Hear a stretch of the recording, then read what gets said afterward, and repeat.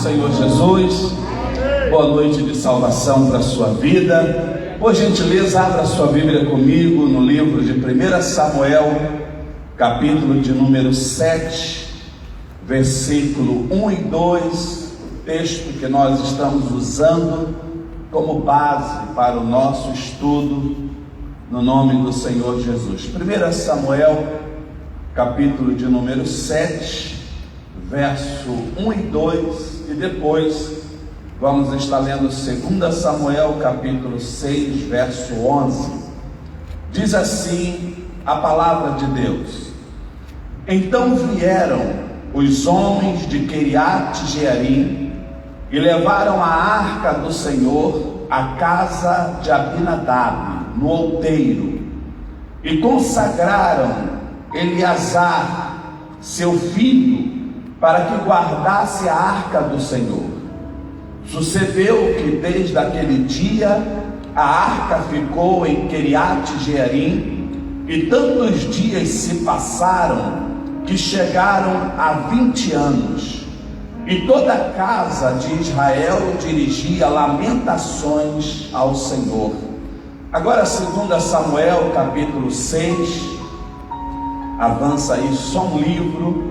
2 Samuel, capítulo de número 6, verso 11, diz assim: Ficou a arca do Senhor em casa de Obed-edom, o geteu, 3 meses, e o Senhor o abençoou e toda a sua casa. Palavras do Senhor. Tomai o vosso assento, que o Espírito Santo nos conduza nesta palavra.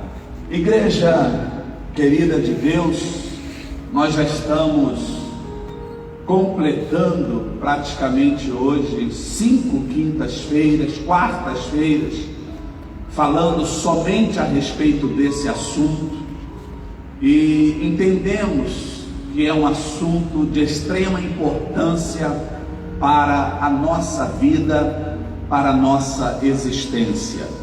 Nós falamos aqui ao longo deste período sobre o porquê que nós estamos buscando, o porquê que a arca do Senhor, que significa a presença do Senhor, significa a Shekinah. Algumas pessoas entendem como a glória do Senhor, mas não é glória. A palavra glória em hebraico significa kavod, e no hebraico Shekinah significa presença. Então a Bíblia está nos ensinando que a arca da aliança representava a presença do Senhor, e durante 20 anos ela ficou na casa de Abinadab e nada aconteceu. Quando ela sai de uma forma ilícita, porque Davi preparou um carro de boi para transportar, e não era desta forma que Deus queria que fizesse, a Bíblia fala que um dos filhos de Abinadab levou a mão à arca e acabou por ser fulminado. Por esta razão, a comitiva que estava com Davi, que ia levar a arca da aliança até Jerusalém, deu uma freada. Então a arca ficou durante 3 meses na casa de Obed-edom por causa desse incidente. E a Bíblia fala que Davi tomou conhecimento que Obed-edom prosperava grandissimamente, não só ele, mas toda a sua casa. Então Davi entendeu que era tempo de buscar novamente a arca da aliança para o seu lugar devido, que era a cidade de Jerusalém. A Bíblia nos ensina que uma das coisas que nós entendemos, que a glória, que a bênção, que a presença de Deus na casa de Abinadab não trouxe resultados, nós falamos que talvez seja por causa da familiaridade, porque Abinadab viu nesse trabalho algo comum, algo familiar, algo normal. Ele não tratou esse trabalho como um trabalho de excelência. Então nós aprendemos aqui que nós devemos tratar das coisas de Deus sempre como algo especial, sempre como algo diferenciado de todas as nossas outras atividades, porque isso agrada a Deus, isso agrada ao Senhor. Antes de estarmos aqui, estava ali no gabinete, estava conversando com o jovem Guilherme, e eu estava falando com ele sobre o desejo que nós temos que ter de crescer na vida profissional. Quando nós estamos numa faculdade, nós queremos galgar os patamares maiores, queremos nos formar, queremos ser aprovados, queremos ser bem-sucedidos, mas para que isso aconteça, nós temos que estudar, nós temos que investir tempo para aprender, porque senão nós seremos reprovados. Abro aqui até um parênteses para incentivar, para agradecer também o empenho de todos os novos candidatos a obreiros. Vocês terão provas agora esse domingo, não é isso, pastor Jacinto, né? Terão aí o teste. Então, olha, uma dica para vocês aí: estudem, né? Estudem, porque a prova está...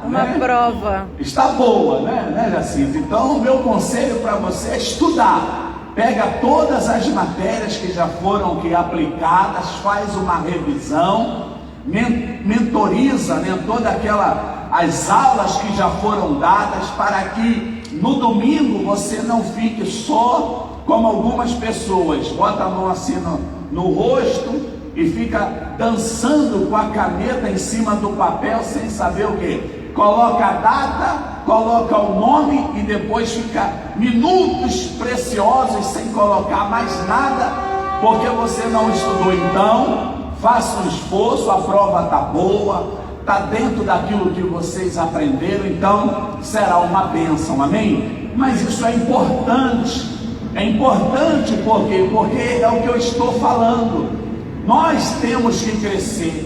É o que eu estava dizendo ao rapaz: nós não podemos estar dentro da casa de Deus 1 ano, 2 anos, e nós não conhecemos as doutrinas fundamentais da fé. Nós não sabemos o que é angiologia, cristologia, escatologia, hermenêutica, exegética, homilética. Se nós não soubermos coisas simples que consolidam a vida de um cristão.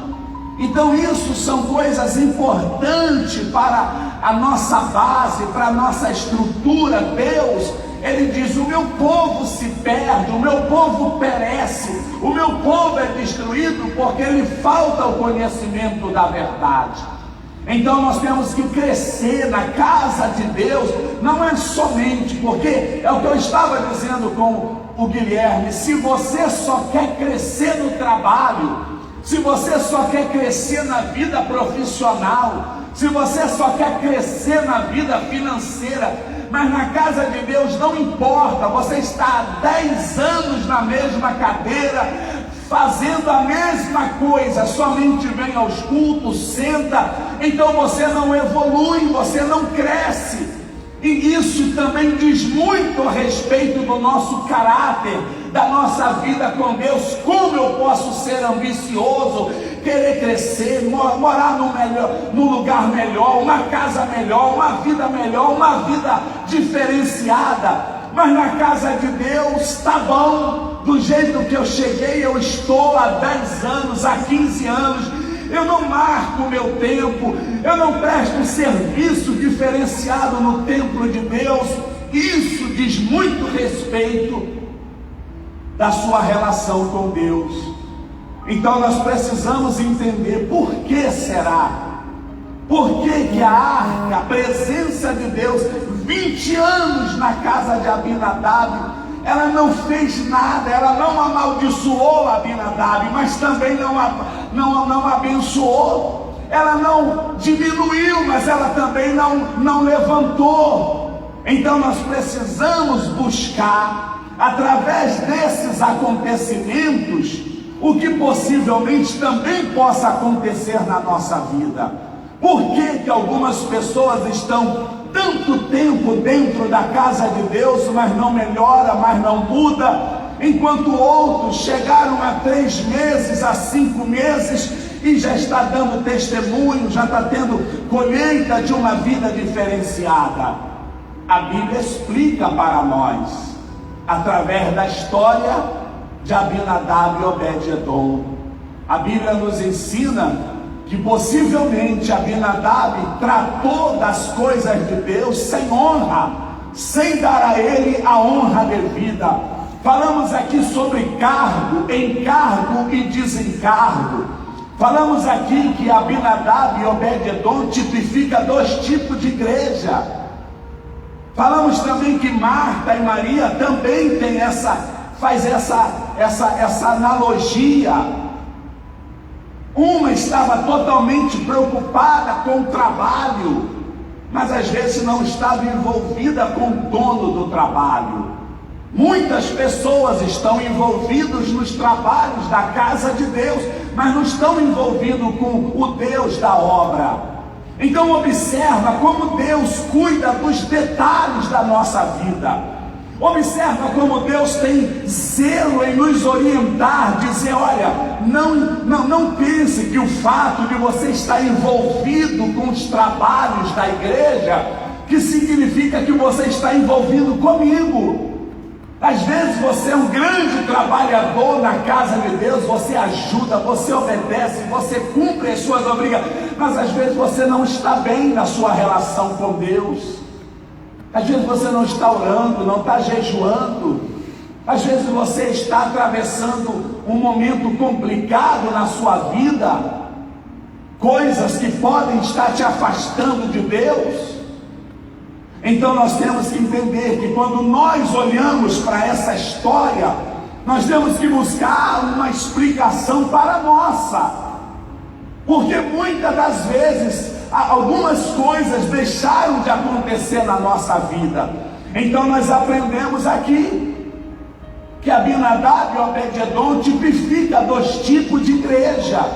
Uma igreja totalmente que honra a Deus, tem prazer de servir a Deus, e uma outra que não vê a hora de se livrar de certas responsabilidades. Nós falamos aqui, ainda estamos dentro desse assunto, mas nós estamos falando sobre gratidão e ingratidão. Abinadab foi ingrato com a presença de Deus em sua casa. Ele não viu honra, ele não exaltou, ele não agradeceu a Deus, porque a arca estava em sua casa, diferente de Obed-edom. Muitas das vezes você é ingrato. Hoje pela manhã, às quartas de manhã, eu estou falando o porquê que muitas das vezes nós não alcançamos o agir de Deus em nossa vida. E nós falamos aqui sobre alguns que desprezam a palavra, ouvem a palavra, entendem a palavra, mas não obedecem. Falamos sobre se esquecer do Senhor teu Deus. Quantas vezes nós chegamos na casa de Deus arrebentado, destruído, cheio de problemas, mas quando a vida melhora, nós nos esquecemos de Deus. E vamos viver uma vida de prazer como o filho pródigo, só quando está no fundo do poço. Eu disse, sabe por que às vezes a casa de Deus passa tantas dificuldades? Sabe por que às vezes nós não podemos abrir um programa de rádio, de televisão, mandar missionários para as outras províncias e até mesmo para outras nações? Porque muitas das vezes você só vem quando está quebrado, e você pouco pode fazer. O número daqueles que estão bem e que permanecem é bem inferior. Só quando você não tem nada é que você busca Deus, e nesse período pouco você pode fazer. Mas quando você está no auge, está lá no topo de uma vida de sucesso, você se esquece de Deus. E aí você não abençoa, não é canal de bênção na casa de Deus. E por causa disso várias coisas deixam de acontecer. E a igreja sofre essa colisão. Muitos vêm porque estão mal e desaparecem quando estão bem. quando poderiam fazer coisas nobres, porque a Bíblia diz que os nobres projetam coisas nobres. Então nós temos que entender, muitas coisas podem ser feitas quando você, no seu melhor da sua vida, você honra a Deus. Amém, amados? Aprendemos aqui que um coração grato é um coração comprometido. Davi quis oferecer um sacrifício, um altar para Deus, mas ele disse: eu não darei a Deus um sacrifício que não me custe nada. Ele foi lá e comprou as terras.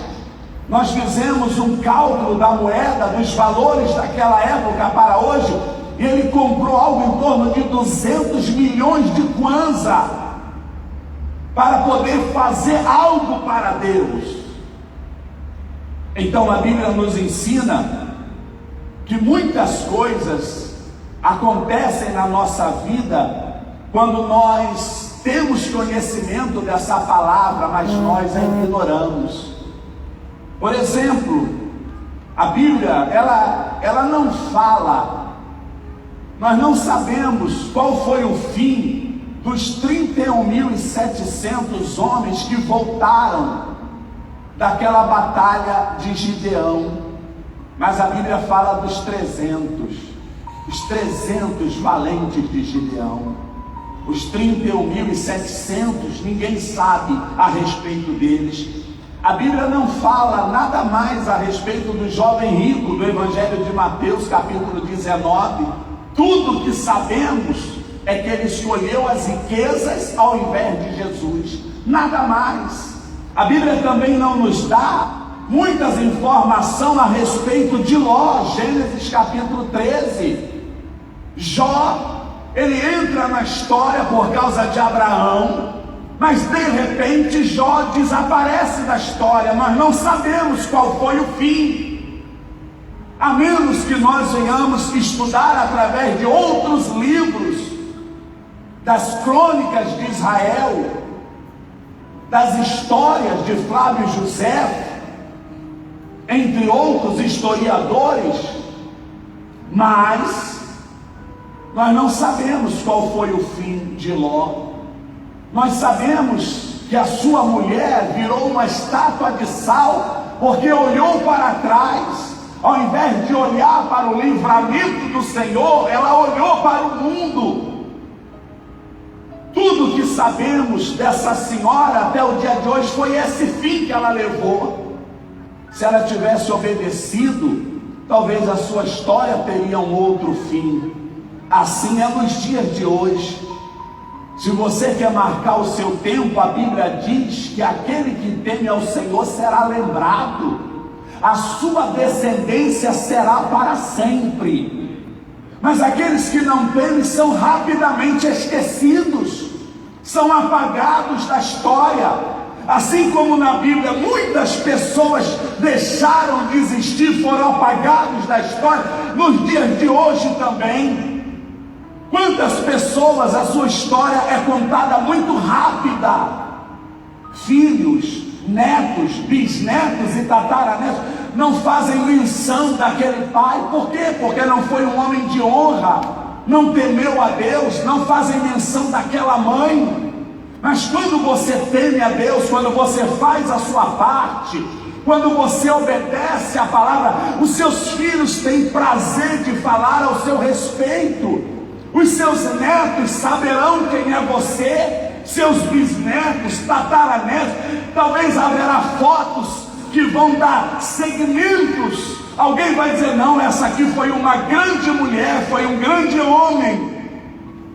Mas quem quer carregar a memória de alguém que falhou, que fracassou, que só deu decepção? Por isso a Bíblia ensina que essas pessoas, elas rapidamente são apagadas da história.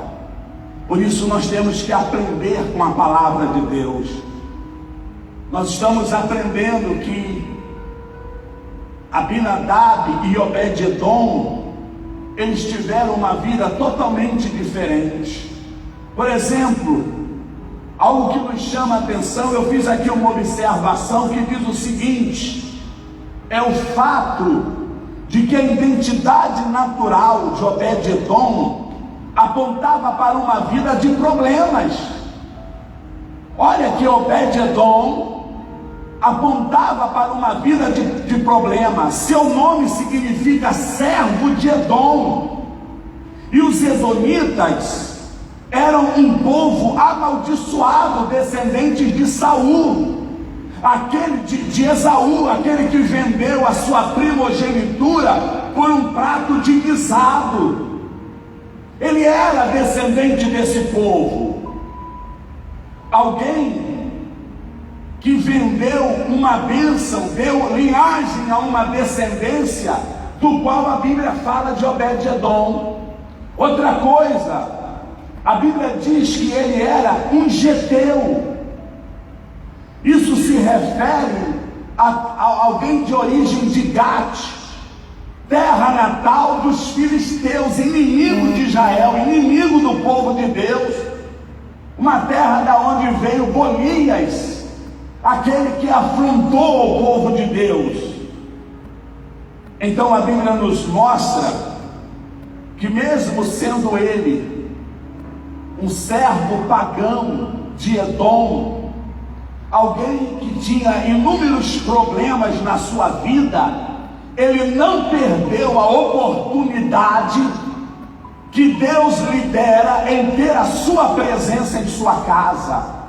Sabe o que isso nos ensina?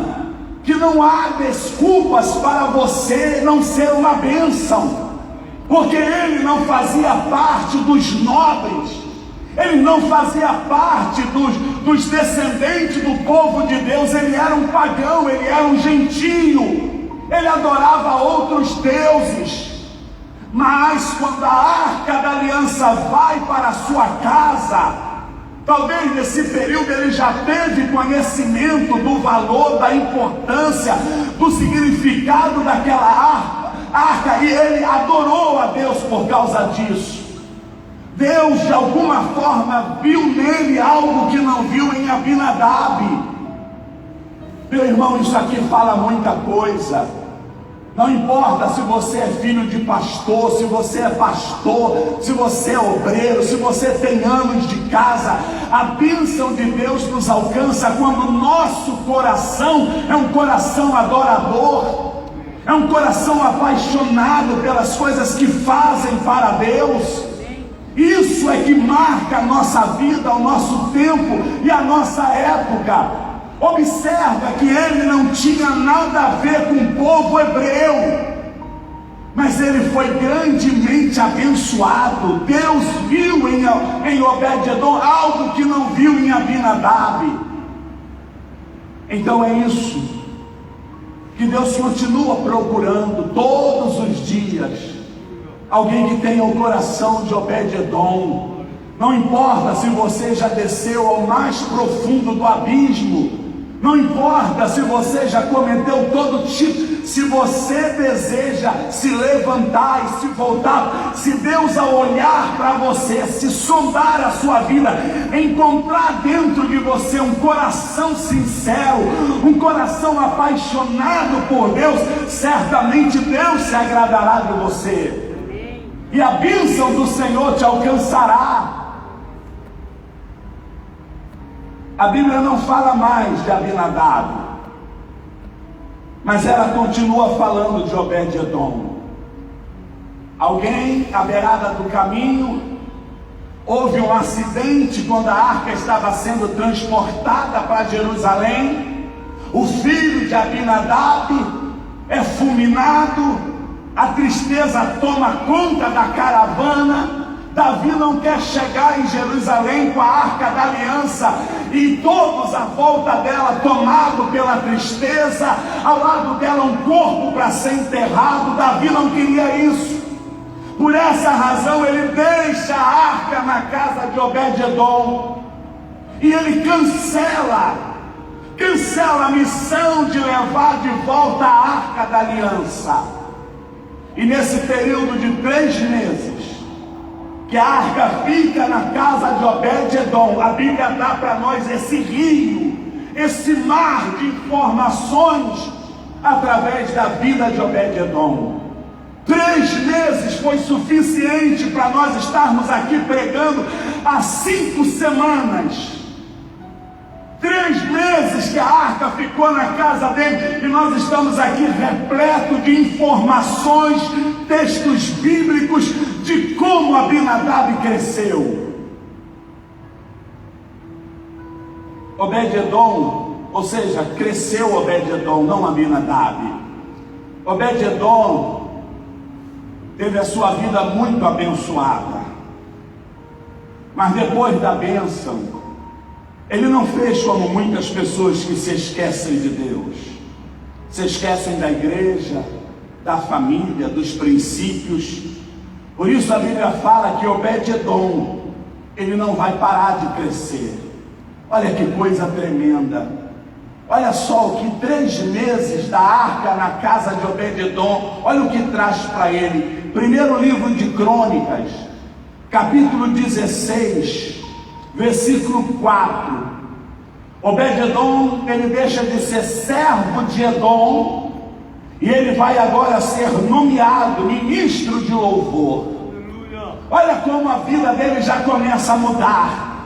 A Bíblia diz: e pôs, 1 Crônica 16, 4 e 5, e pôs alguns dos levitas por ministros perante a arca do Senhor. Semana passada eu falei que ele não quis deixar que a arca fosse só, ele quis acompanhar, ele pediu a Davi que ele queria cuidar da arca, e ele foi nomeado levita, e agora ele se torna o ministro, não somente alguém do grupo, mas um líder também. A Bíblia diz aqui: pôs alguns dos levitas por ministro perante a arca do Senhor, isto para recordarem e louvarem e celebrarem ao Senhor Deus de Israel. Era Asaf o chefe, e Zacarias o segundo depois dele, Jeiel, Semiramote, e Jeiel, e Matitias, nomes bem elaborados, né? Eliabe, Benaia e Obed-edom. Foi separado. Aí você diz: nossa, pastor, ele agora está recebendo todos os cuidados do lugar de adoração, porque eles eram cuidados. Mas a Bíblia nos mostra que isso não foi o ponto de parada na vida de Obed-edom. Olha a evolução. 1 Crônica, capítulo 16, no verso 37 e 38, a gente vai ver que Obed-edom, ele não para. Ele de levita passa para ministro. E agora a Bíblia vai mostrar que ele não parou a intensidade de buscar a presença de Deus, a ponto dele deixar de ser ministro de louvor. Somente ele agora vai liderar 68 homens. Olha como ele começa agora a se envolver no governo de Davi. Olha como agora ele começa a prestar serviços maiores. De um porteiro ele passa para levita, de levita ele passa para um ministro mais condecorado, e agora de levita ele começa a liderar 68 homens. Olha o que a Bíblia diz. Então Davi deixou ali diante da arca da aliança do Senhor a Asaf e seus irmãos, para ministrarem continuamente perante a arca, segundo se ordenara para cada dia. E mais, a Obed-edom com seus irmãos, 68 homens. A este Obed-edom, filho de Gedutum, e a Rosa deixou por porteiros. Agora Obed-edom está crescendo. Olha o que nós falamos no começo desse estudo. Nós vamos buscar através das informações por que um só perdeu o filho, perdeu a alegria, não valorizou a presença de Deus, não evoluiu, não cresceu.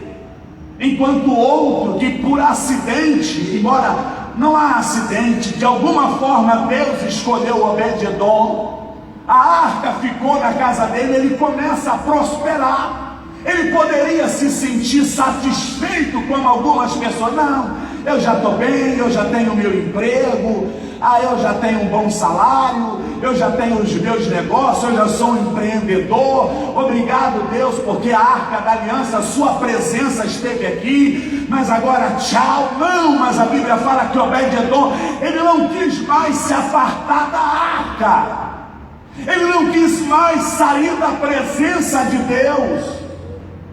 Olha o que Deus está mostrando para nós. Não importa o quanto eu e você cresça, não importa quantas coisas Deus vai nos confiar, não importa o quanto você cresça, o quanto você se estabelece, não importa quantas vitórias você possa ter, a presença de Deus tem que ser algo soberano na nossa vida. Nós não podemos nunca nos apartar. Obed-edom pediu: Davi, por favor, me leva, me usa, mas arruma alguma coisa para me fazer, para que eu possa continuar tomando conta da arca da aliança. Davi disse: então, rapaz, tu vai ser porteiro, vai ficar ali igual nosso obreiro André, todo dia, ninguém vai entrar ali. Aqueles que tiver autorização para entrar, você vai saber, vai controlar, vai, olha, fica aí, quer cuidar da arca, quer sentir a presença, não quer se apartar da presença, seja porteiro. Ele poderia ter dito: poxa, Davi, mas eu te socorri quando houve aquele acidente, quando houve morte, eu abri as portas da minha casa. Nada. Obed-edom disse: é isso?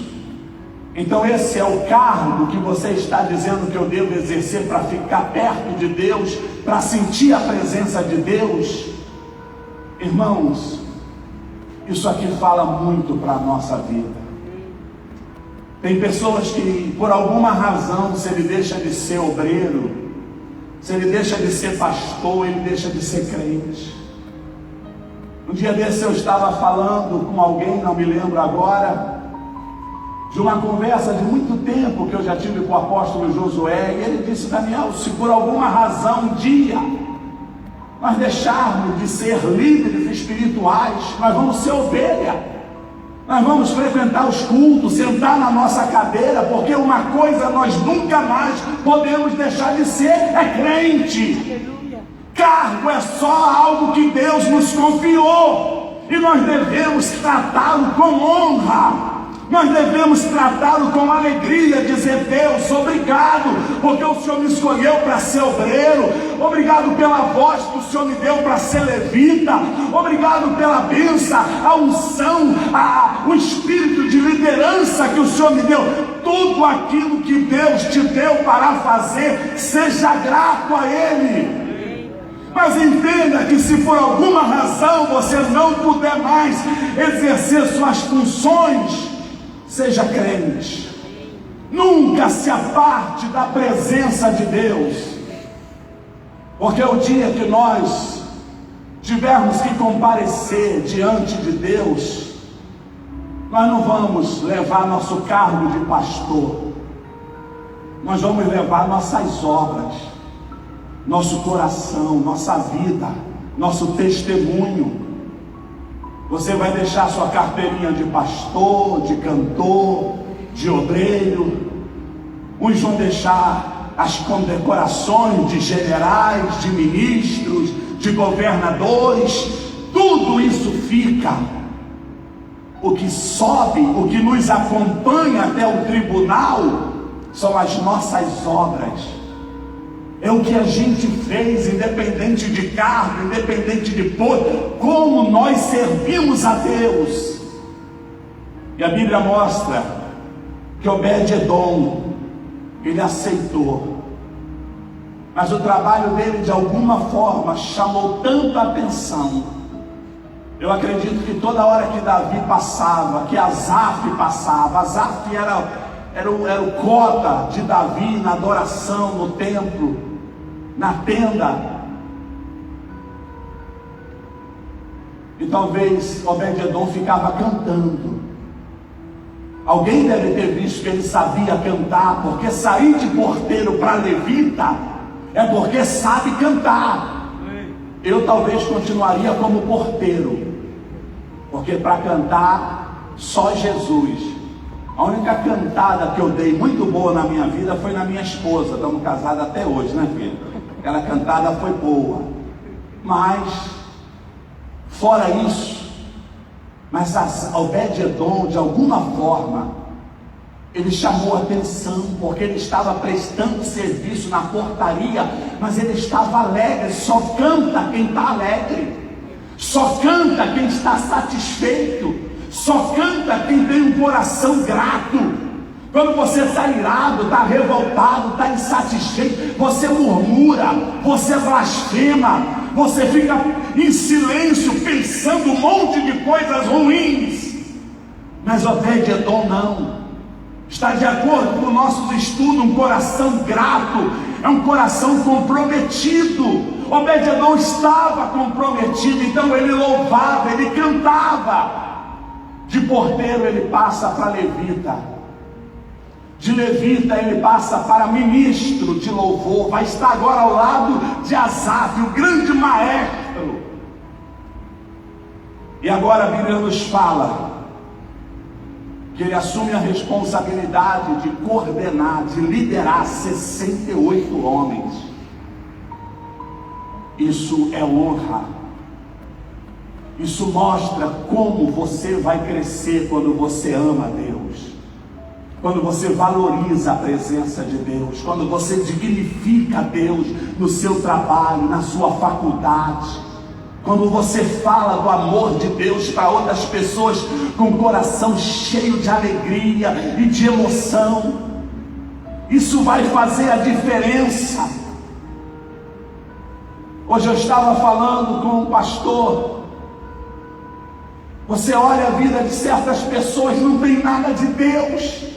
Você vai no Facebook de algumas pessoas, não tem nada de Deus, só coisas do mundo, só coisa das trevas, só coisa que não glorifica a Deus. Está na casa de Deus, está ouvindo a palavra de Deus, está vendo pessoas darem testemunho das bênçãos de Deus, está assistindo tudo, mas não se enche de Deus.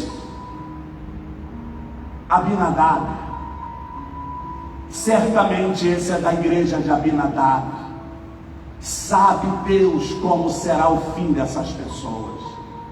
É diferente daqueles que são de Obed-Edom, daqueles que transpiram as coisas de Deus, daqueles que amam as coisas de Deus. Nós temos aqui uma palavra sobre a formação da nossa auxiliar Analdina. A primeira foto que ela postou foi uma Bíblia de pé. Ela poderia ter pensado em muitas coisas, segurar o canudo, tirar foto com os amigos da universidade, poderia tirar num lugar jantando, comemorando. Ela poderia ter pensado em 1001 coisa.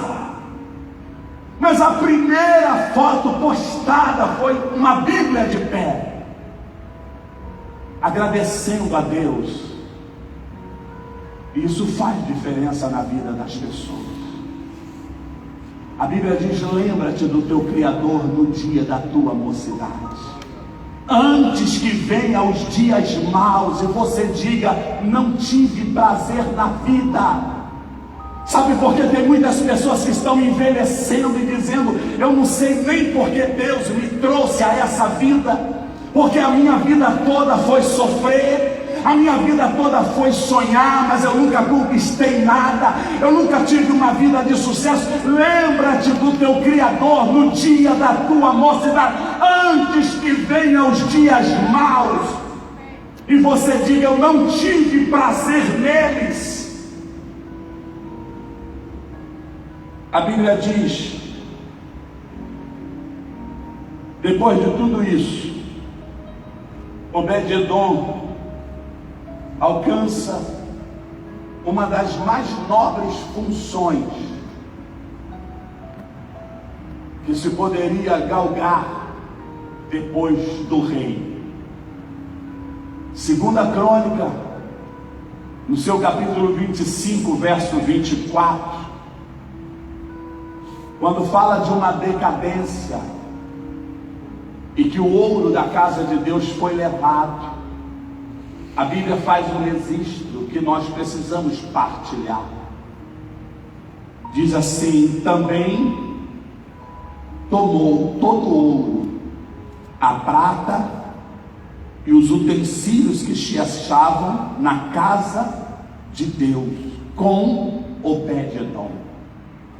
Obed-Edom se torna tesoureiro. Segundo alguns estudiosos, a fortuna que estava sob o seu domínio girava em torno de 3 mil milhões de dólares. Ei, sabe quem é Obed-Edom, pastor Jacinto?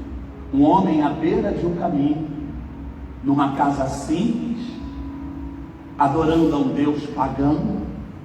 Não era nada. Obed-Edom era um cidadão comum que atravessava situações difíceis, mas por alguma razão a arca vai para a sua casa e Obed-Edom adora a presença de Deus. E por esta razão, de um homem simples, de um morador à beira do caminho de uma casa simples, ele alcança os postos mais altos que alguém pode sonhar. E aí você diz: ah não, eu não tenho oportunidade. Você não tem oportunidade porque você não tem a presença. Ah, eu não tenho sorte. Você não tem sorte porque você não tem a presença. Você não valoriza a presença. Você está dentro da casa de Deus, mas você ignora a presença de Deus. Obed-Edom não, ele disse: Davi, por favor, Davi, eu experimentei a presença. Ah, Davi, por favor. Meu irmão, eu estou limpando essa arca tem 3 meses. Eu posso limpar mais 3 anos. Mas por favor, não me tira da presença. Eu vou aonde tiver que ir. Não importa aonde você vai me colocar. Mas por favor, não me tire da presença. A Bíblia diz que Davi estava em Jerusalém quando ele começou a governar. E uma das coisas que Davi desejou foi que a presença de Deus estivesse com ele no seu governo. Por isso ele disse: o que farei para ter de novo a arca da aliança?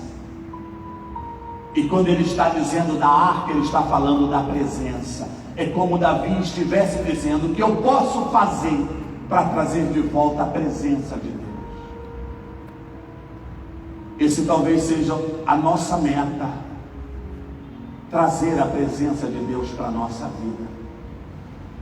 Você que ora e não sente mais nada, só pare de orar quando sentir. Você que já não sabe mais o que é chorar na presença, você está ficando um crente seco, um crente duro. Entra culto, sai culto, você não sente mais a presença da palavra, você não sente mais o toque do Espírito Santo. Você já não sabe mais o que é chorar, não sabe mais o que é falar línguas estranhas. Você está seco na presença de Deus. Então Deus está nos ensinando através dessa palavra: o que falta na sua vida é a presença dEle. Estar na casa de Deus não significa que estamos em sua presença. Nós temos que buscar a presença de Deus. E nós fazemos isso através do choro, através das lágrimas, através do sacrifício de um coração sincero. A Bíblia fala que a vida de Obed-Edom foi uma vida tão grata a Deus que ele teve 6 filhos. E eu vou finalizar hoje essa parte lendo para a igreja os nomes dos filhos de Obed-Edom.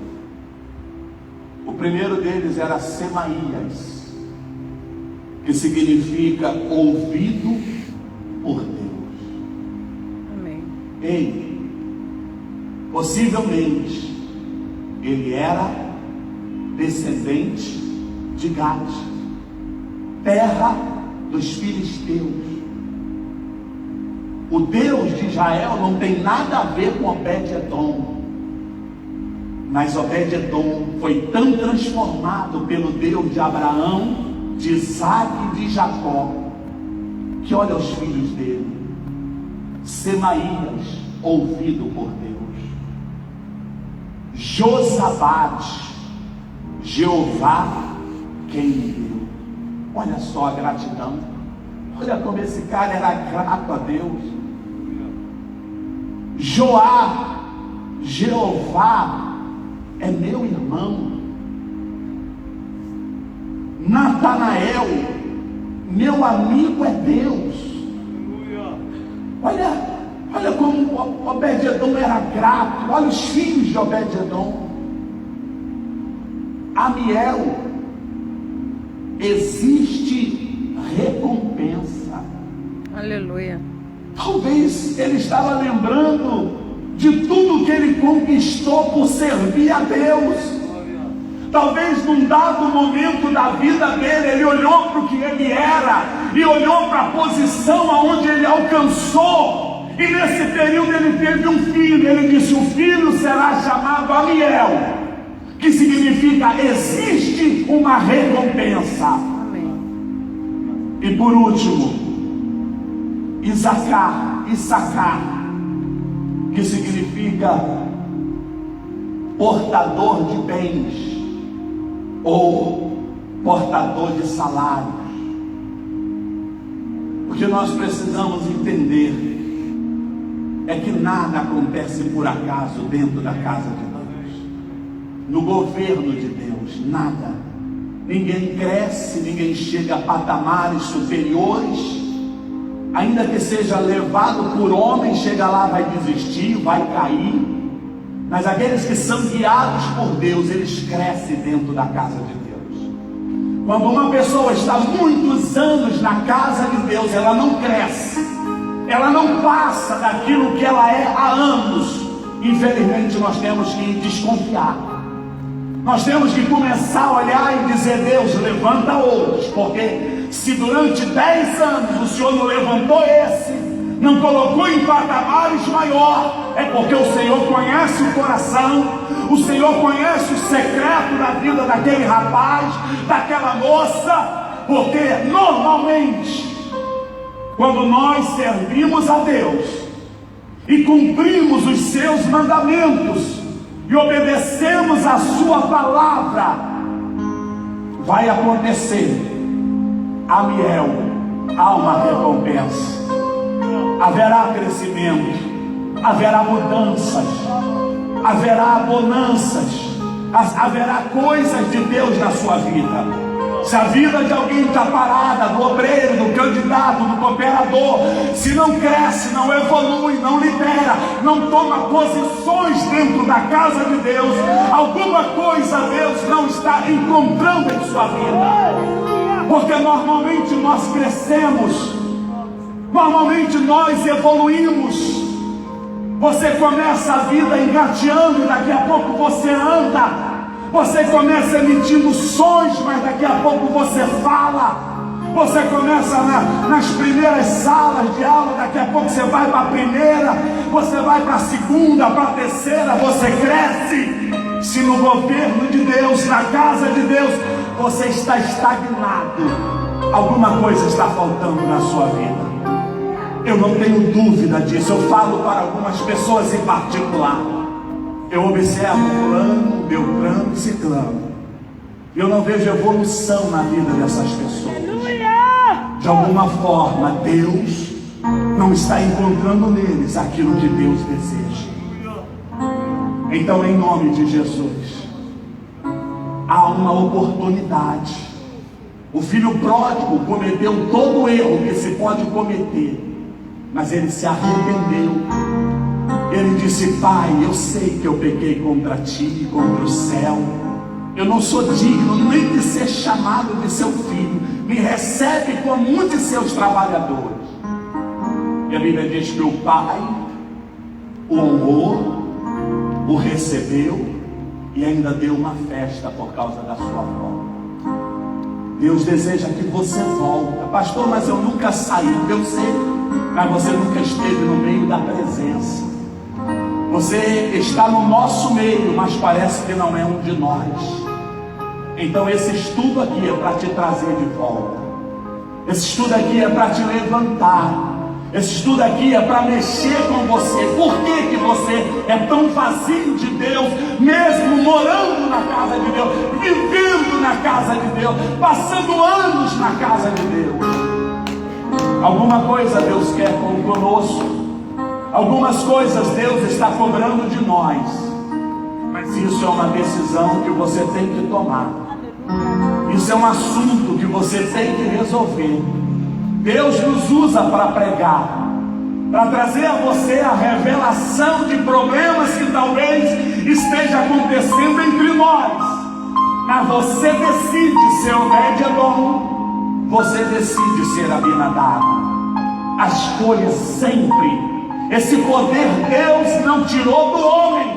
Deus chegou para o jovem rico. Quem você quer, a riqueza ou me seguir? Ele escolheu as riquezas. A vida é assim, é escolha. Deus não tirou de você o poder de escolher. Agora amanhã, não olhe para o céu e diga: ah, Senhor, parece que o Senhor não me vê. Jovens que poderiam estar orando, jejuando, buscando a Deus, estão atrás de miudinhas, namoradinhas, vazios de Deus. Aí chega num culto ou outro: ah, Senhor, me enche. Senhor, eu quero ser cheio, eu quero ser usado.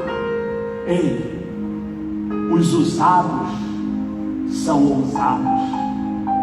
Guardem isso. Os usados são ousados, são desejosos, são apaixonados pela presença de Deus. Que Deus, através do seu Espírito, possa colocar isso em teu coração, no nome de Jesus. Vamos aplaudir ao nosso Deus. Aleluia. Se coloque de pé. Escolha um louvor abençoado. 2 minutinhos, nós vamos adorar a Deus. Nós vamos falar com Deus. Nós vamos pedir que a presença de Deus não se aparte de nós. Fala com Deus agora. Diga: Senhor, eu agora estou saindo. Eu estou entregando o meu cartão de membro da igreja de Abinadab. Eu agora vou ingressar na casa de Obed-Edom. Começa a buscar a Deus. Diga: Deus, eu quero tua presença. Eu quero ser cheio de sabedoria e do teu Espírito Santo. Meu Deus, por favor, me dá revelação, me dá direção. Meu Deus, eu quero ser batizado pelo Espírito Santo. Eu quero ter dons espirituais, dons ministeriais. Eu quero ter o dom da palavra, dom de cura. Meu Deus, me usa no teu reino, no teu governo, na tua casa. Me dê sabedoria, me liberta, me transforma, me renova, me aviva, Senhor. Mas por favor, me tira da igreja de Abinadab. Uma igreja que não me deixa prosperar. Uma igreja que não me deixa crescer. Uma igreja que satisfaz o meu ego, que satisfaz a minha vontade, que satisfaz a minha carne. Não, Deus, eu quero ir para a igreja de Obed-Edom, aonde a tua presença, aonde a tua presença é real. Oh, tripla sorecantarabahais. Oh Deus, nós precisamos da tua presença, Senhor. Precisamos sentir tua presença. Oh Deus, oh Espírito Santo, enche-nos da tua presença. Enche-nos dos teus valores, dos teus princípios. Coloca em nós o desejo de orar, o desejo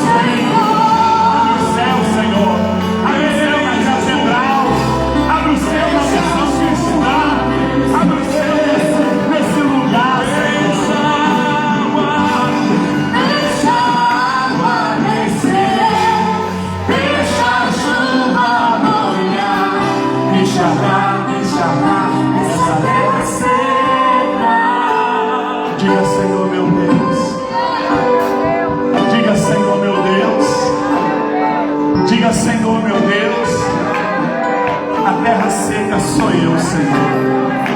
O problema não é o pastor, o problema não é a igreja, o problema não é a distância, não é o dinheiro, o problema sou eu, Senhor.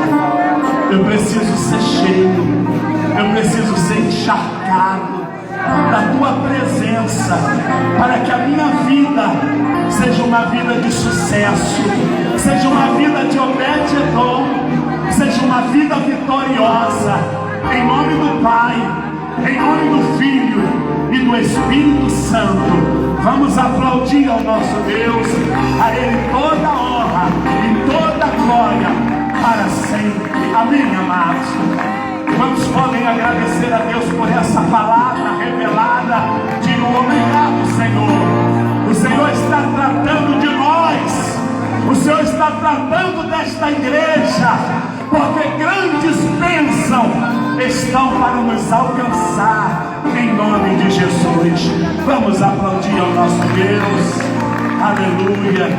Graças a Deus. Amém, amados?